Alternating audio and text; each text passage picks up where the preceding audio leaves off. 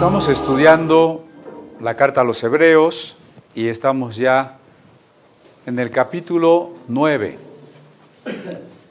donde se nos ha insistido en ese contraste entre las cosas terrenales y por tanto tangibles, como los sacrificios de animales, el tabernáculo hecho de telas y de metales, u otros ritos como puede ser el guardar el sábado, la circuncisión, las abluciones de purificación, etc. Todas ellas cuestiones físicas, terrenales, que no apuntan o su función es no más que apuntar hacia lo verdadero y lo real, que es Cristo. El problema del rito es que puede volverse vacío, como alguien que se bautiza sin convertirse, o puede atribuírsele un poder mágico, como si alguien tomando la cena del Señor piensa que por participar del pan y del vino se va a sanar. En ambos casos, el dejar el rito vacío o cargarlo de un poder mágico es perder su verdadero sentido, que es didáctico, es ilustrarnos la gracia de Dios, ilustrarnos el plan de salvación. De ahí que la carta a los Hebreos les llame a todos ellos tipos de las cosas que habían de venir. Y por eso se contrasta esos sacrificios con el auténtico sacrificio de Cristo. El sumo sacerdocio de aquel hombre judío que le tocara en turno con el eterno sacerdocio de Cristo. O el tabernáculo terrenal con el tabernáculo celestial. Hay algo que quiero reiterar, aunque ya de alguna manera lo hemos dicho, pero es muy difícil de comprender. Cuando se habla de un tabernáculo celestial, no debemos imaginar que sea igual que el de la tierra, solamente que está más allá de las nubes. Que es igual que el de la tierra, nada más que es una figura, decíamos una especie de maqueta que está allá en el cielo. No, lo que está ahí arriba no es físico, ni siquiera son las mismas figuras, sino se refiere a los principios, a las verdades eternas. Por ejemplo, Jesús dice, yo soy el pan de vida. Cuando lleguemos al cielo, por decirlo de alguna manera, nos vamos a encontrar con un panesote, nos van a decir, ¿este es Jesús? Que Jesús diga, yo soy el pan de vida, ¿significa que en el cielo hay un pan que es Jesús? ¿O solamente ilustra una realidad? Jesús es el alimento de la vida eterna, ¿verdad? Jesús es el alimento que nos da la vida eterna. De la misma manera, decir que en el cielo hay un tabernáculo significa que la iglesia tiene como destino la comunión eterna con Dios. Decir que en el cielo hay un altar de sacrificios es solamente el principio de que Dios quiere reconciliarnos con Él y Él mismo se ha ofrendado. Decir que hay un lugar santísimo y un arca en el cielo no es que hay un mueble, no es que hay una caja, sino significa que Dios se manifiesta a los hombres, su trono, su gloria, y que Él quiere que tengamos una íntima comunión con Él. Decir que el velo del templo se rasgó no es que en el cielo hay un trapo celestial, sino que el cuerpo de Cristo al morir nos abrió el camino a la reconciliación con Dios. ¿Sí se fija? No hay maquetas, no hay muebles en el cielo, sino que decir que hay un tabernáculo celestial es el cumplimiento de las verdades del plan de salvación, de los principios de relación con Dios, que son eternos y universales. Haciendo un breve paréntesis, yo creo que este fue uno de los malentendidos que sufrió Platón. Porque Platón decía que había en el cielo modelos eternos de justicia, la justicia eterna, el amor eterno, la verdad eterna, el círculo perfecto, el cuadrado perfecto. La gente que no lo entendió pensó que él estaba de veras imaginando que en el cielo había unas cosas así, y entonces hasta le llamaron realista ingenuo. Yo creo que él no estaba diciendo eso. Y conste que estoy siendo temerario contra Aristóteles, ¿no? Pero lo que Platón quería decir es que la justicia no cambia, siempre va a ser la misma. Que cualquier acto de justicia, que cualquier persona justa participa de un valor que es eterno, la justicia, ¿no? Es tan sencillo como eso, que todas estas cosas de las que nos está hablando aquí, al decir que son celestiales, no es que haya un duplicado más allá de las nubes, sino que apuntan a una verdad. Pongamos otro ejemplo en cuanto a Jesús. Jesús dice, yo soy la puerta. Usted va a llegar a la Nueva Jerusalén y toca la puerta que es Cristo, y Cristo se abre para que usted pase. ¿Y cómo vamos a platicar con Cristo si es una puerta? ¿A usted no se le ha ocurrido ponerse a platicar con una puerta, o sí? Entonces, que Jesús sea la puerta no quiere decir que literalmente es una puerta, sino que solamente por Él podemos tener el camino de reconciliación con Dios. Ven, con esta explicación enfrente, vamos a releer el verso 11 en adelante. Pero estando ya presente Cristo, sumo sacerdote de los bienes venideros, por el más amplio y más perfecto tabernáculo, no hecho de mano, es decir, no de esta creación. ¿Ve? Un tabernáculo que no es material. Y no por sangre de machos cabríos ni de becerros, sino por su propia sangre, entró una vez para siempre en el lugar santísimo, habiendo obtenido eterna redención. Cristo no entra a un lugar santísimo literal que está en el cielo, sino que el lugar santísimo significa la dimensión de la plena comunión con Dios.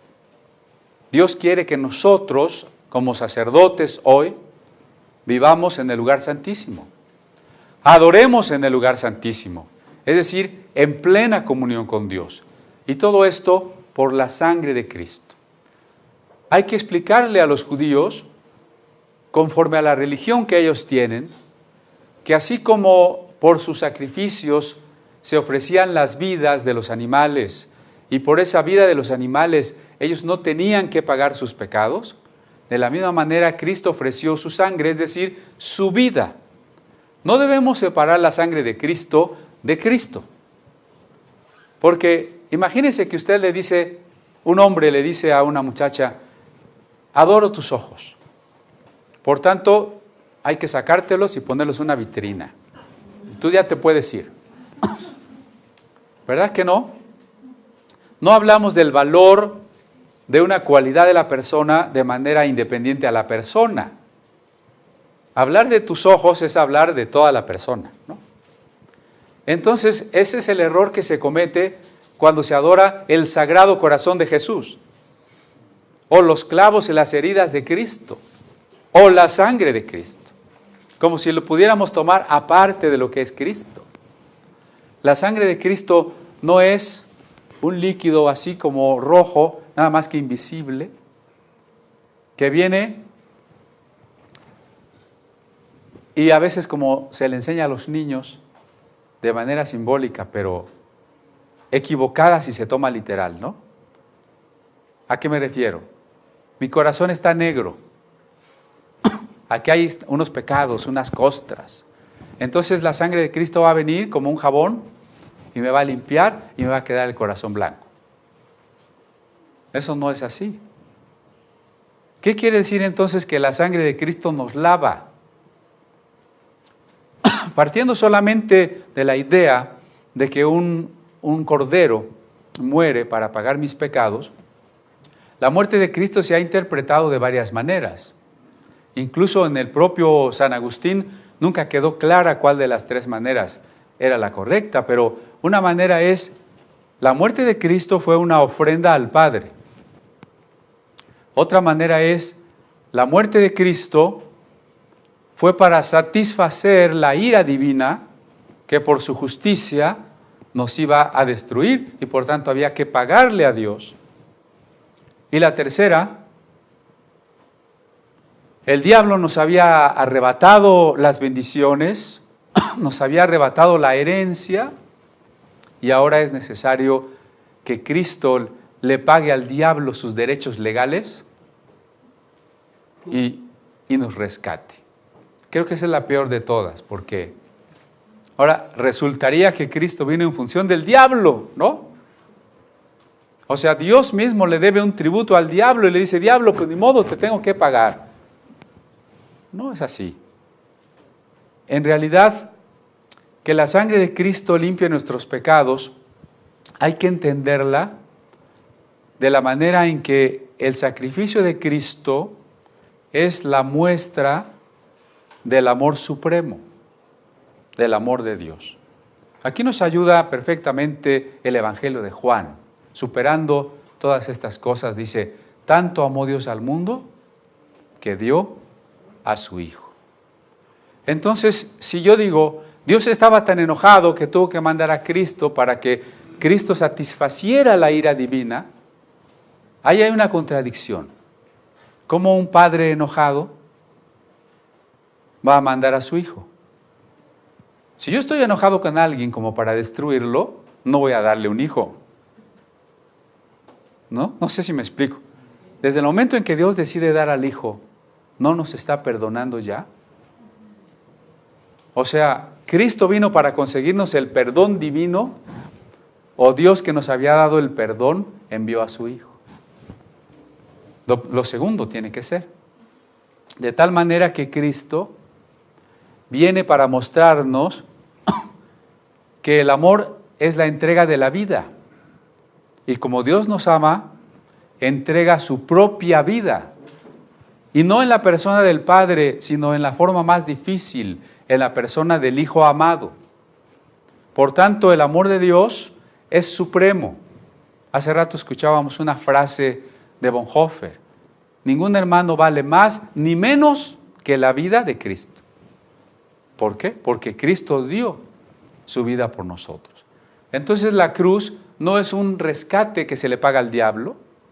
La cruz no es aplacar la ira de un padre que está enojado. La cruz es la muestra del amor y del perdón divino. Dios, que se hace humano y dice, te amo tanto que aunque me mates, te voy a demostrar que te perdono y que te sigo amando. Y eso es lo que significa la sangre de Cristo, que por su vida hemos sido reconciliados con Dios. Porque el pecado no es algo. El pecado no es una especie de objeto o de cosa negativa, de costra negra que se le pega en el corazón.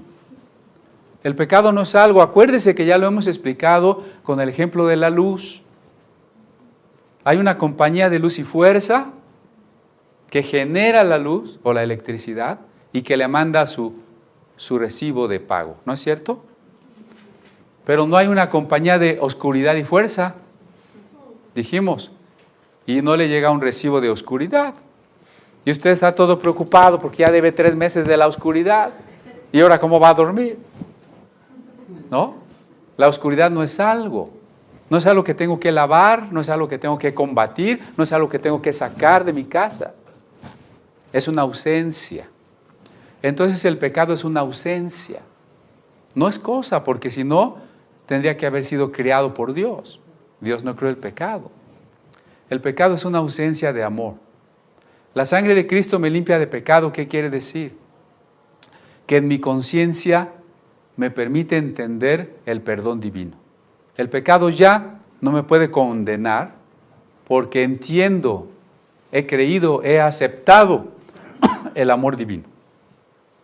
Entonces, el mismo perdón mueve a mi conciencia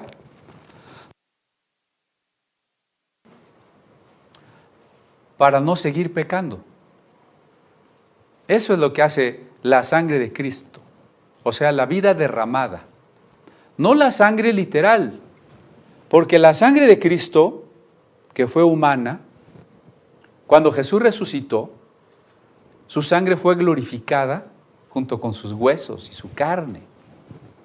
La sangre de Cristo ahora es una sangre inmortal, ¿no? Que está dentro del cuerpo inmortal glorificado de Cristo. Y como lo veremos en el siguiente capítulo, ya no tiene nada que ver con el pecado. Entonces no es la sangre de Cristo en sentido literal que esté fluyendo, cubriéndonos, sino la sangre que Él derramó hace 2000 años. La vida que ya se derramó. La muerte que Él ya sufrió. Pero esa muerte no sigue vigente en el sentido de que Cristo no está muerto. Cristo ha resucitado. Entonces su muerte me ha mostrado la reconciliación con Dios. Pero Cristo no está muerto. Su sangre no sigue siendo una sangre derramada, sino ahora es una sangre glorificada. Una sangre que no tiene nada que ver con el pecado. Vamos a apurarnos y a lo mejor llegamos a ese punto, ¿no?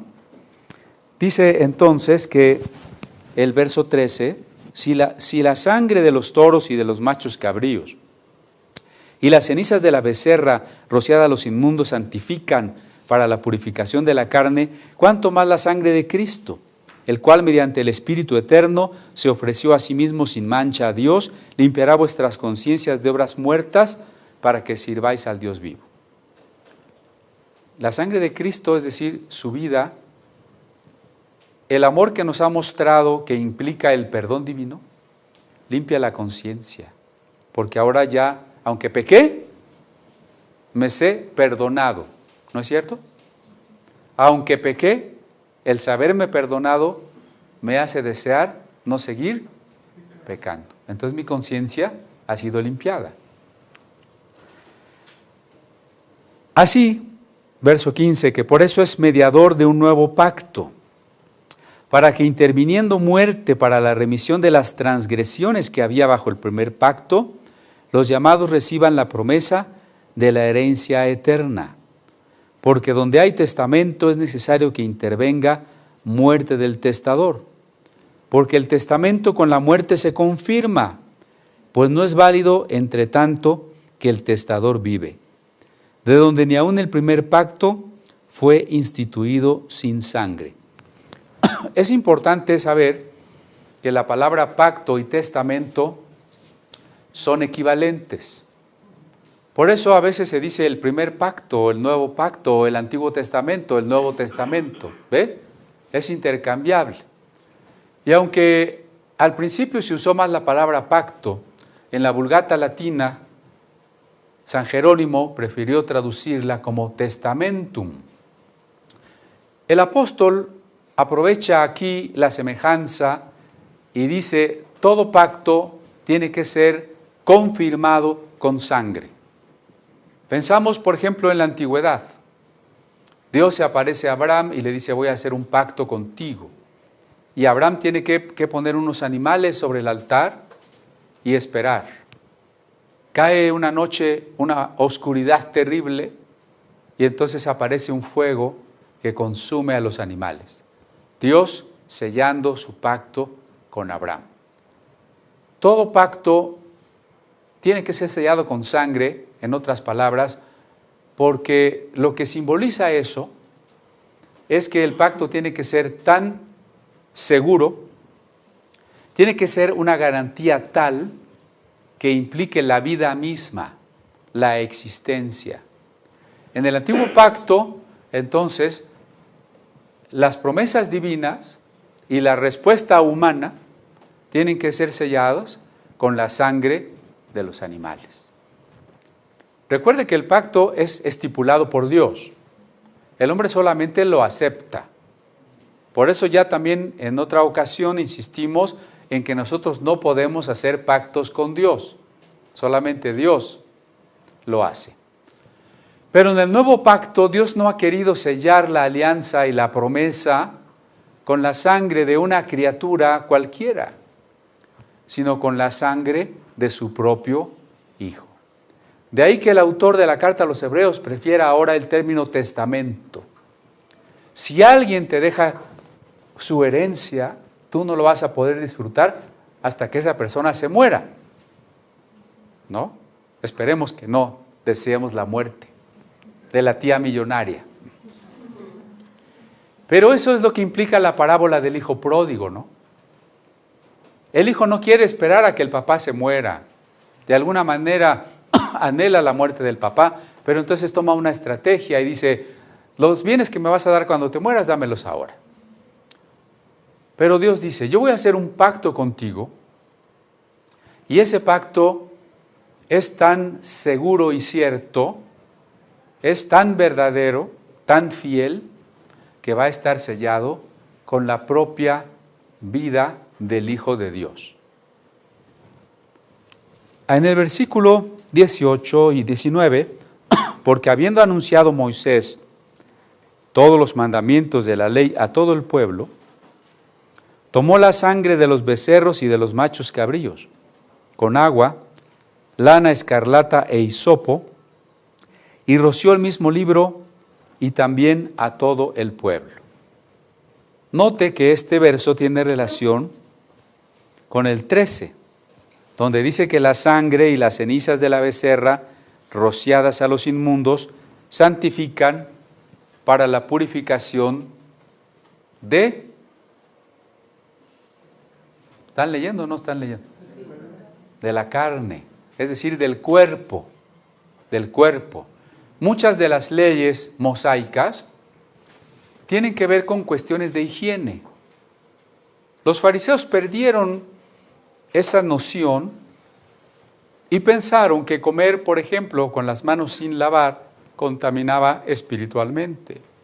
Pero la verdad es que las leyes y prescripciones dietéticas y de distintas abluciones tenían más bien una razón profiláctica. Por eso aquí Hebreos 9:13 dice, purifican las inmundicias del cuerpo, no del alma. Aquellas cosas que podrían haber provocado una enfermedad o hasta una epidemia. De tal manera que según el verso 13, el agua con ceniza es una especie de antiséptico. Y muy especialmente el verso 19, cuando habla del hisopo, que es una planta que se mezclaba con el agua. Son antisépticos. Eso junto con la sangre que representaba la vida ofrecida a Dios, dice, con eso se roció el libro. Pedía al hermano Arturo que nos trajera el libro. Aquí está un libro de la ley, como eran antes, ¿no? Cuando la Biblia dice el libro, hay que pensar en un rollo así. Entonces, cuando Moisés presentó el libro, al menos según la tradición posterior, es difícil que Moisés ya hubiera presentado un libro, es la postura crítica, pero en la postura tradicional, Moisés presenta el libro y el sacerdote tiene que rociar el libro con sangre y con el agua con hisopo. Dice, y también a todo el pueblo. ¿Qué representaba esta verdad? Continúa el texto y dice, el 20, diciendo, esta es la sangre del pacto que Dios os ha mandado. Y además de esto roció también con la sangre el tabernáculo y todos los vasos del ministerio, y casi todo es purificado, según la ley, con sangre. Y sin derramamiento de sangre no se hace remisión. Entonces, la sangre purifica. ¿En qué medida? En que la sangre expresa el pago por el pecado y por tanto expresa el perdón, o sea, la remisión. Sin sangre no hay remisión. Si no pagaste el pecado, no puede ser perdonado. Si alguien no dio su vida por ti, tú no puedes tener vida. Estas dos ópticas son complementarias. La Iglesia Ortodoxa griega siempre optó por la óptica de Cristo como el dador de la vida inmortal a los hombres mortales. Entonces, en esa óptica, la sangre es la vida de Cristo derramada para que nosotros tengamos vida. La Iglesia latina, que fue después la Iglesia católica, más legalista, vio siempre la salvación como el establecimiento de relaciones correctas con Dios, de tal manera que en esa otra óptica el énfasis es la sangre ofrecida para satisfacer el pago por la culpa.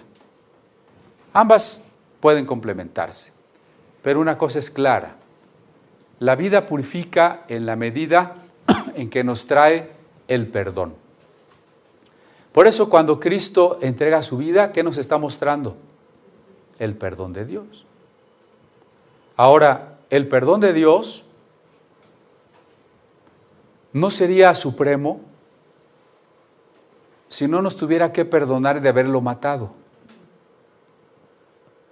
¿No?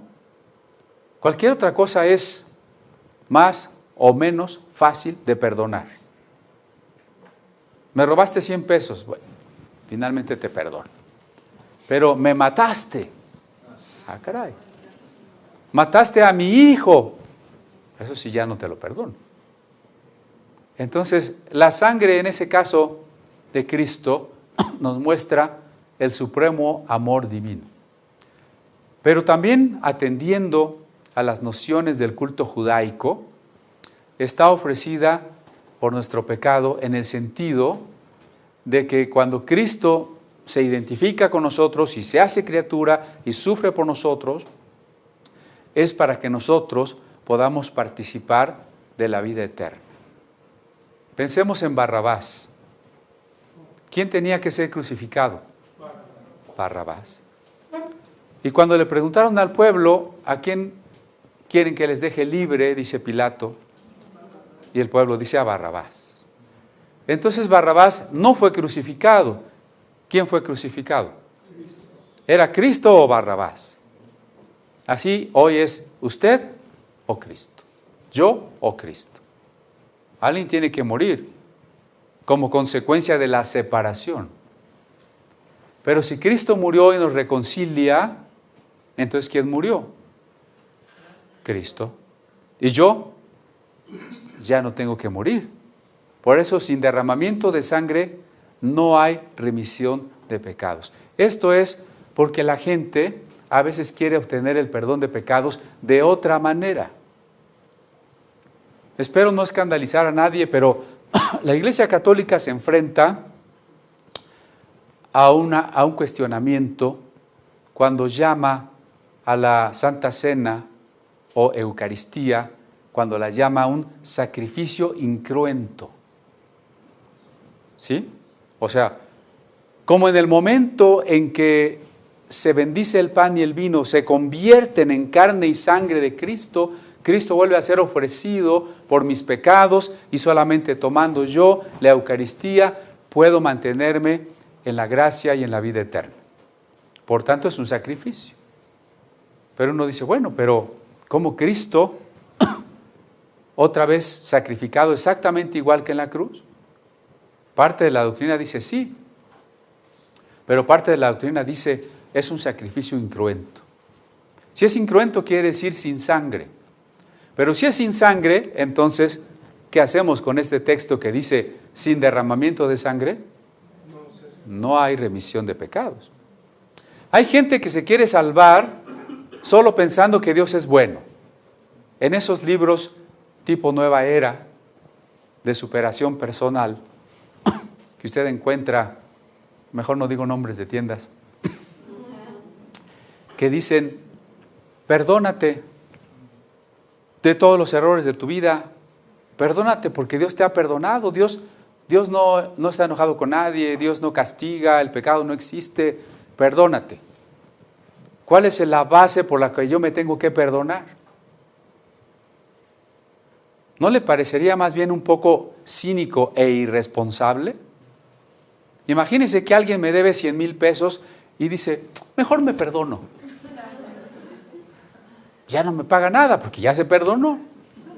O sea, el perdón así nada más como perdónate no tiene sustento. Sin derramamiento de sangre no hay remisión de pecados. Hay gente que quiere conseguir el perdón de sus pecados. Adelante.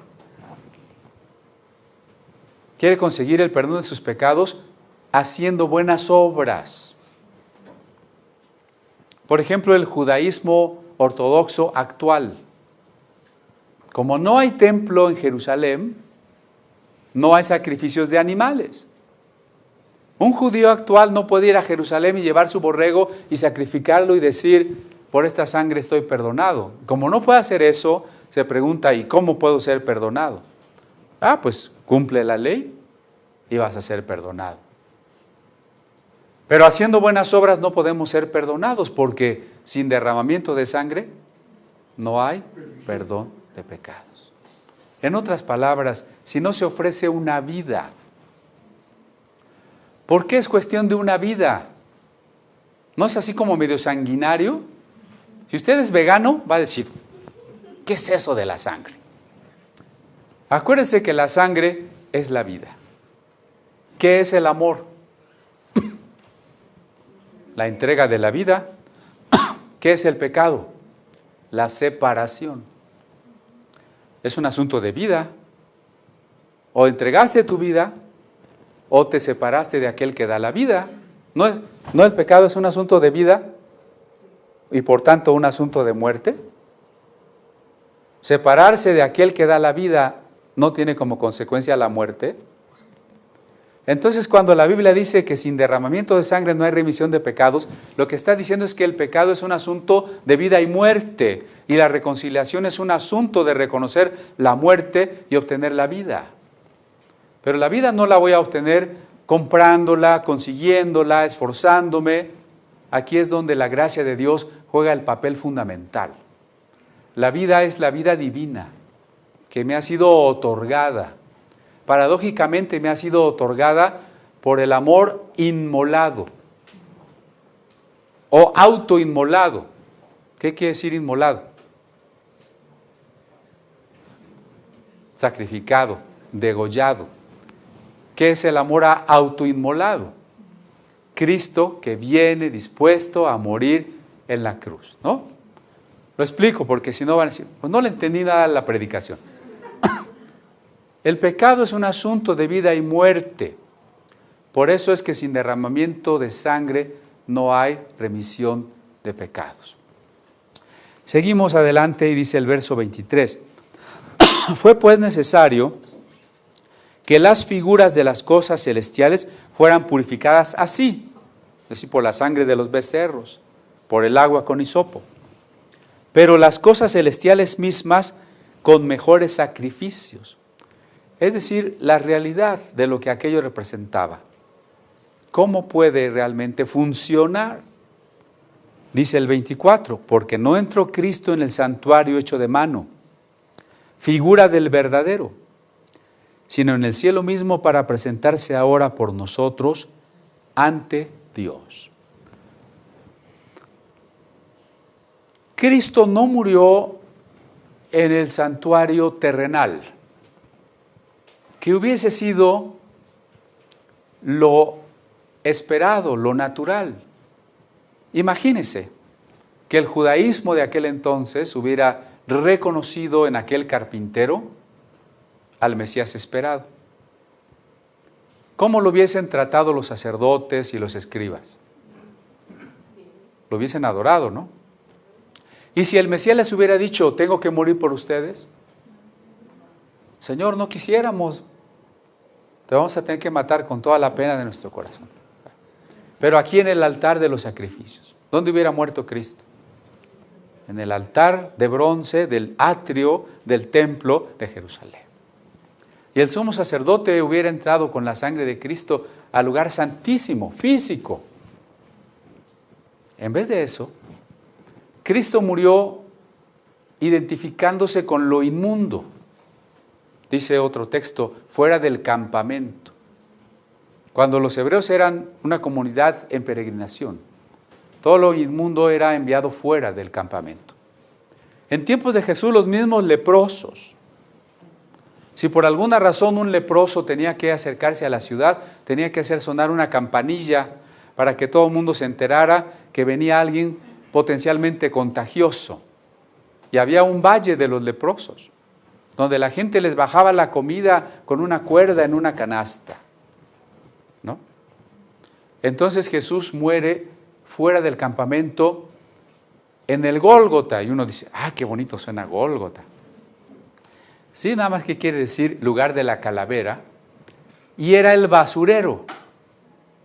Es una especie de lomita que termina en la barranca donde se echa la basura, donde la basura está normalmente ardiendo y da figura a un concepto que se llama la gehenna, que es el infierno. O sea, Jesús muere en el lugar de lo inmundo a un lado de la gehenna, no en el templo.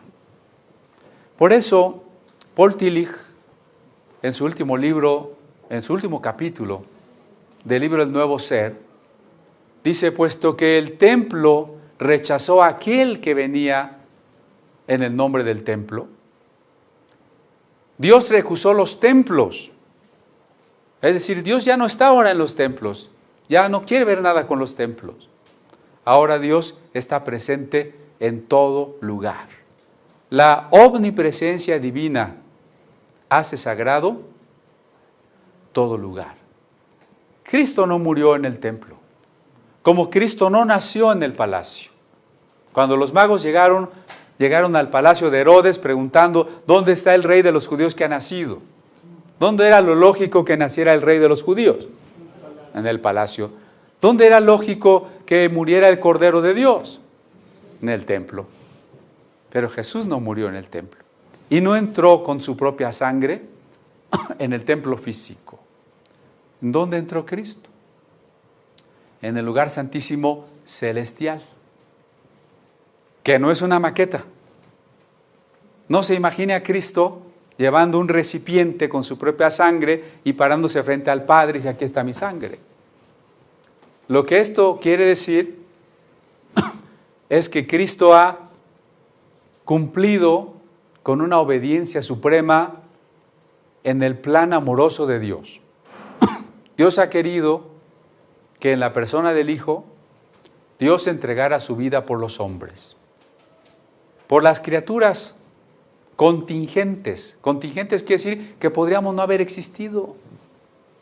Dios, que existe eternamente y que es el ser necesario, que no puede dejar de existir, está dando su vida por seres contingentes, o sea, por seres que podrían haber existido o no, simplemente no los hubiera hecho.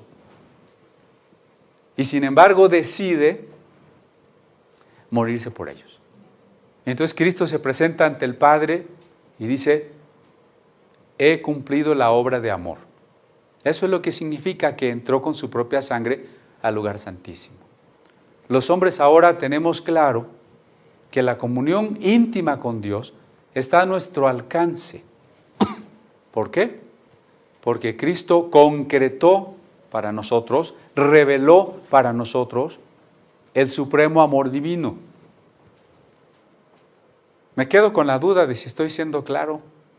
Está medio enredoso esto. Lo más enredoso es pasar de lo figurativo y no tomarlo literal a lo teológico, ¿no? Es lo más difícil y es también lo más aburrido. Porque a la mayoría de los hermanos, no vinieron hoy, no son de esta iglesia de hecho, no les gusta pensar. Para la gente la religión es algo que hay que sentir. Y si se la platicas en mitos, qué bonito. Si tratas de explicar el mito o el símbolo, no, pues entonces ya está muy difícil, está muy aburrido. Mejor vámonos allá donde te ponen las manos y te caes al piso, ¿verdad? O sea, es difícil, por eso es difícil. Pero sigamos adelante. El 25 es muy importante.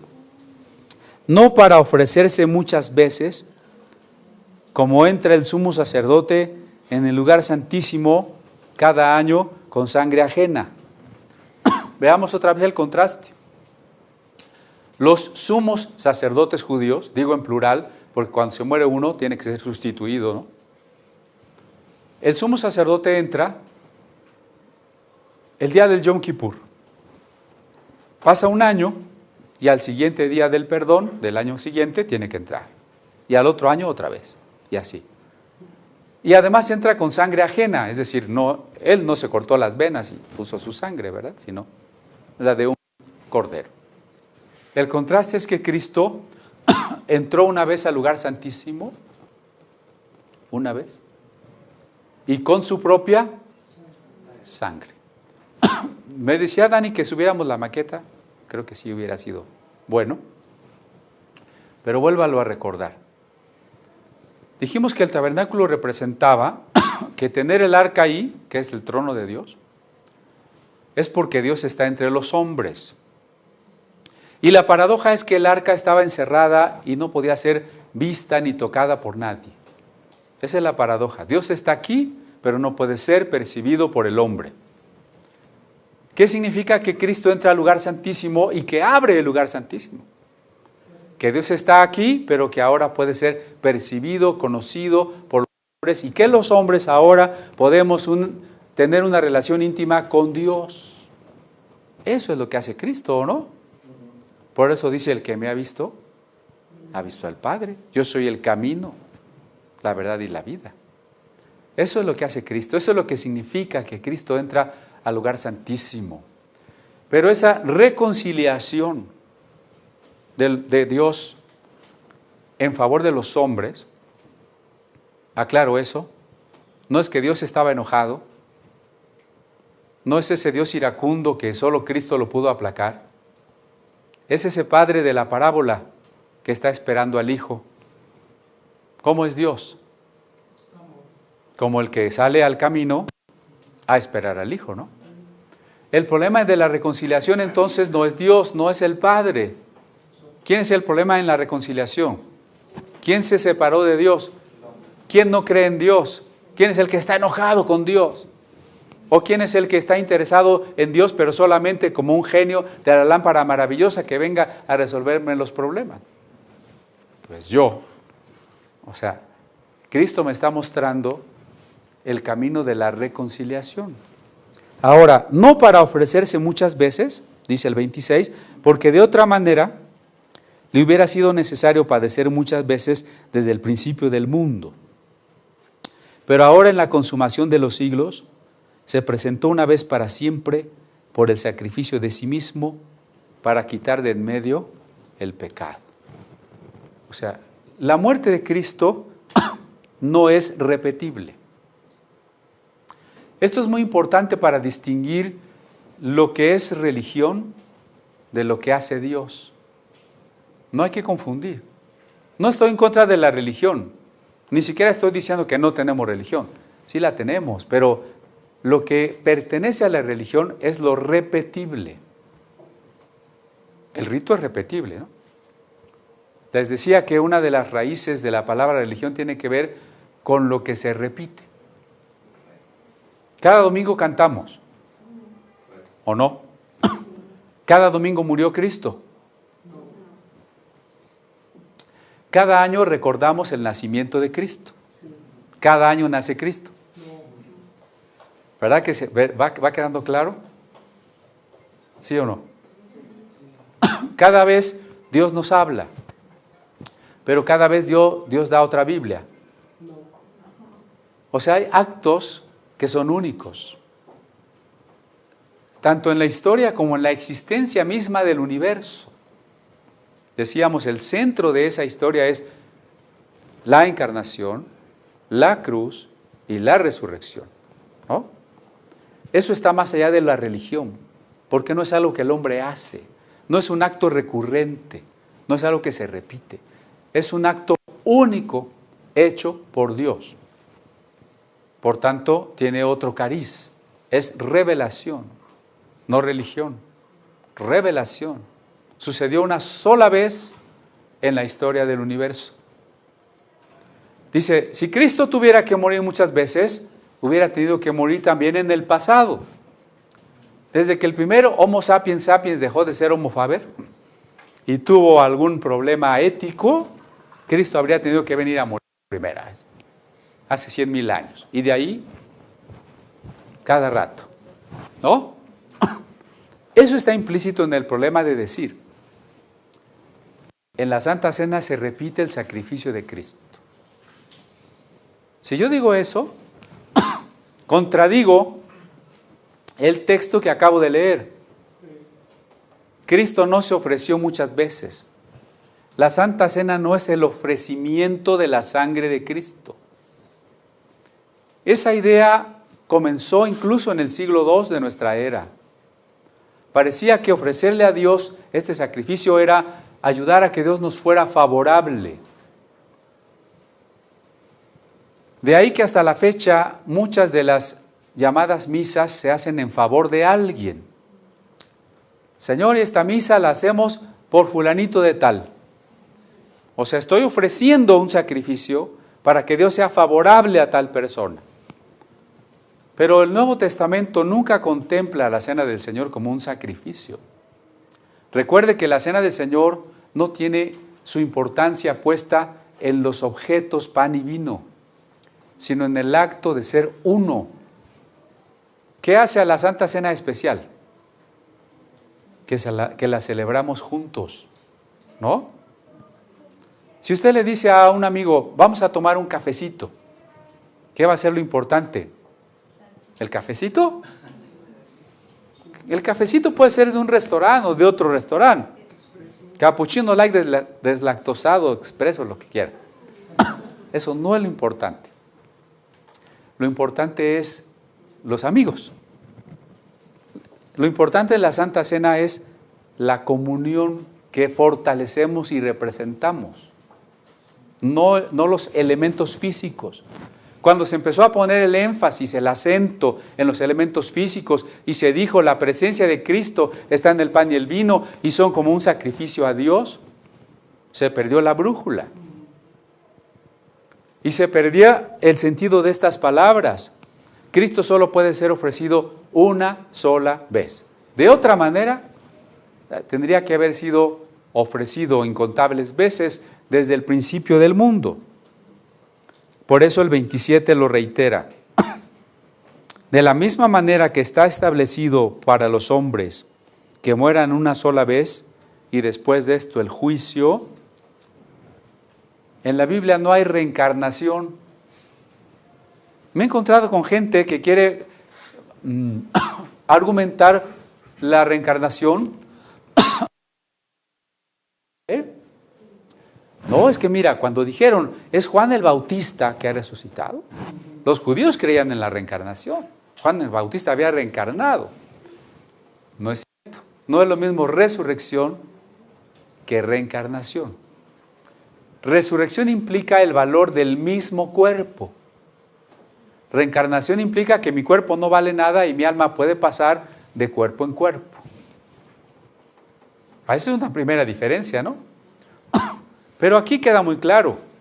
Está establecido que los hombres tengan ¿cuántas vidas? Una. Entonces eso de decir, es que yo en mi vida pasada, eso está muy de moda ahora, ¿no? ¿Y yo en alguna vida pasada? Pura lo que era pasada, ¿no? Otro error es que, yo voy a hacer esto que es malo, porque aunque sea malo, pues solo se vive una vez. Sí, precisamente porque solo se vive una vez, no eches a perderla una vez que tienes en tus manos, ¿verdad?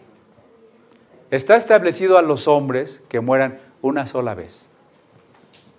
Pero esta vida no es intrascendente.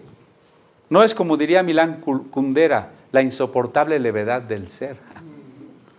Es algo tan pesado, tan profundo, tan de importancia que dice, y después de esto, el juicio.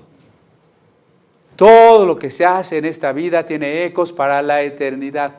Todo. Nada es trivial o superficial, aunque lo parezca. Claro, usted puede vivir en lo superficial, pero eso tiene ecos eternos. Los hombres vivirán una vez y después de esto, el juicio. De la misma manera, Cristo no se puede morir muchas veces. Pensar que Cristo nace cada Navidad, pensar que Cristo muere cada vez que ofrecemos el pan y el vino, es negar la verdadera humanidad de Cristo. Primera de Juan 4 dice que no podemos negar que Cristo es carne o estaríamos en la doctrina del anticristo. Por eso lo equipara aquí a cualquier ser humano. Como todos los hombres mueren una vez, Cristo, ¿cuántas veces murió? Cristo solo puede morir una vez, una. Por eso dice el último verso, así también Cristo fue ofrecido cada domingo. ¿No tienen esa versión? Cristo fue ofrecido cada Pascua. Cristo fue ofrecido cada reunión. Cristo fue ofrecido una sola vez, una, para llevar los pecados de muchos. Y aparecerá por segunda vez. No hay más que un Cristo que ya murió y un Cristo que ya resucitó. El Cristo que naciera otra vez el 25 de diciembre o estuviera presente en el pan, no es ni el Cristo muerto ni el Cristo resucitado, es un híbrido que yo no sé quién sea. Por segunda vez aparecerá sin relación con el pecado. ¿No? O sea, el Cristo resucitado ya no tiene relación con el pecado. Cuando Cristo estuvo en la cruz, dice, fue hecho maldición por Dios, fue hecho pecado por nosotros. Pero el Cristo resucitado no es maldición ni pecado. Por eso es que el Cristo resucitado hoy no tiene nada que ver con el pecado. El perdón ya está dado. Pensar ahora, Cristo, por las espinas de tu corona, o por tu sangre, cúbreme, o esas cosas no están invocando a un Cristo resucitado, ¿no? Al menos en su sentido literal, no. Como un recuerdo histórico, pase, pero no literal. El Cristo resucitado hoy no tiene relación con el pecado. Y esa segunda vez que aparezca es para salvar a los que le esperan. Los que le esperan son los que han creído en el perdón, los que de manera figurativa han entendido que la sangre de Cristo nos lavó de los pecados. Es decir, que Dios nos ha perdonado. Por tanto, ahora vivimos haciendo ¿qué? Esperándole. Y cuando aparezca, no va a venir otra vez a morir, o a perdonarnos, a humillarse, a tener paciencia con los malvados.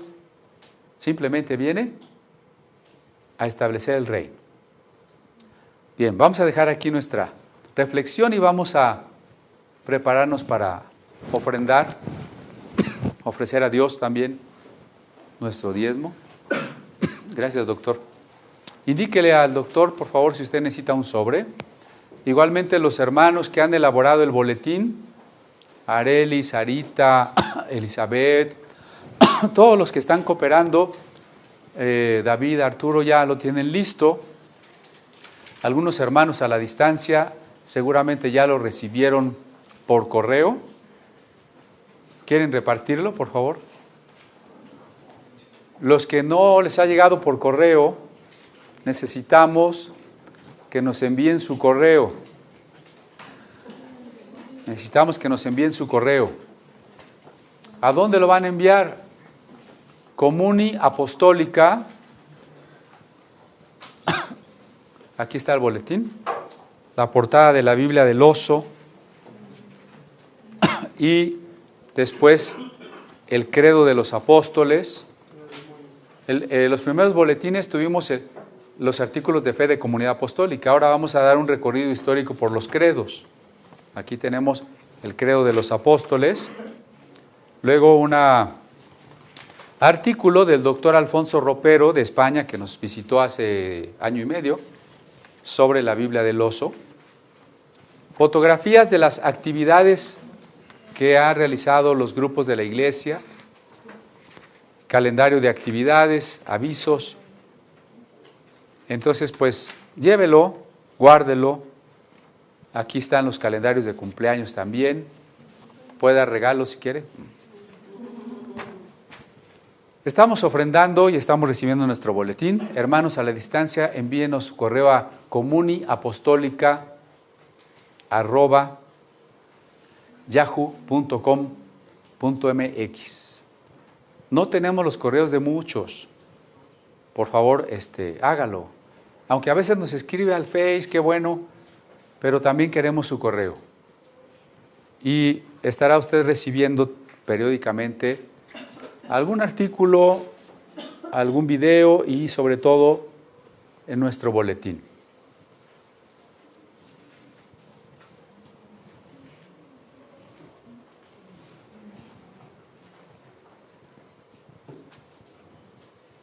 Pues hemos tocado el día de hoy un tema difícil en la medida en que cualquiera que no estuviera muy dispuesto a querer entender diría, es que en comunidad no creen en la sangre de Cristo que lava los pecados. Yo creo que hay que aclararlo. Creemos en la sangre de Cristo que lava los pecados, pero que no lo hace de una manera física o literalista, ¿verdad? Sino de una manera más profunda, que tiene que ver más con la vida de Dios, con el amor de Dios, con la reunión de los que estábamos separados con Dios.